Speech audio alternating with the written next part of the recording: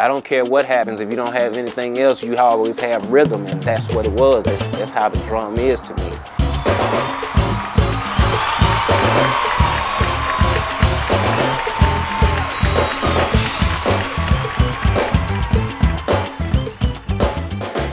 Funk, R&B, funk. That's my favorite. I mean, 2 and the 4. You can't miss it. I mean, it's just right there. You gotta keep everything steady. Getting into the drum playing and all of that, you know, kind of really like opened my eyes.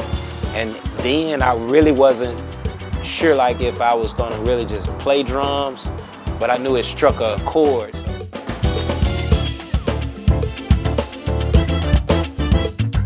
Ben Carly, that's how I know him. I really call him Uncle Ben. He's been around since I've been here. Of course, you know, he's famous Barcades, you know, one of the ones that survived the crash and everything. Gigging a lot with my dad, he just took me on to his little tutorship, you know, so it was really like, it was like a real awesome, surreal experience at a young age.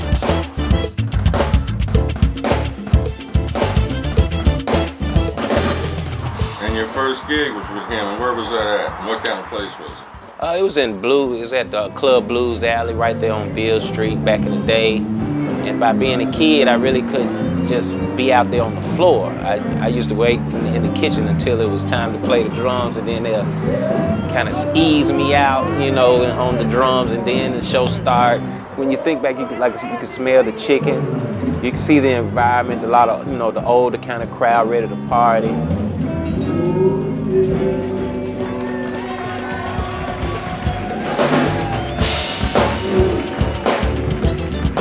My dad, man, awesome cat.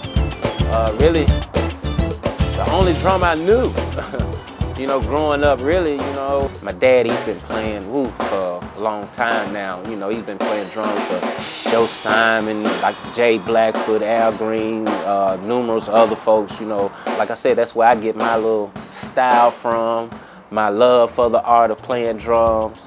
You know, I really, like I said, I really thank him for that.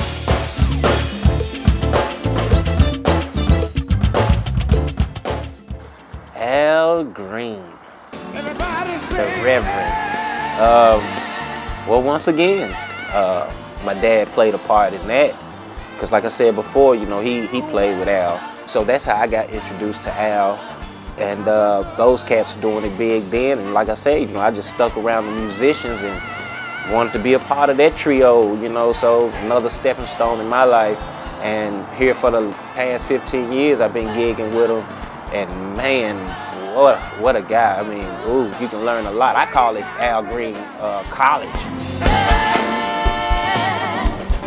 That growth from playing with Blackfoot and going to Al Green really was like a incline, so to speak. And it was, man, it was just the experience with him on and off the stage, really more so off the stage than it is on, because he teaches you when he talks to you, you know, he gives you guidance.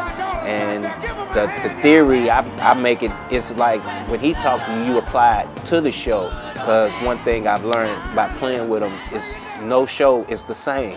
It's been 100 ever since I've been with him, and still with him now. And I'm enjoying the ride, man. It's really wonderful.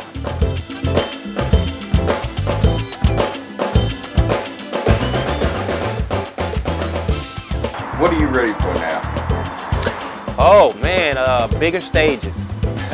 You know, packed out arenas. You know, we get certain, you know, kind of arenas now, but I know like the bigger gigs, you know, like just all sprawled out people just everywhere. I just, you know, I'm ready for that. I really want to experience some of that, you know, just bigger stages.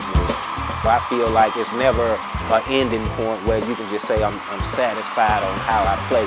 I mean, that's good if that's how you feel, but if you want to keep it going and have new vitalization on what you're doing, I think we should, you know, grow a little bit more. And like I say, learn.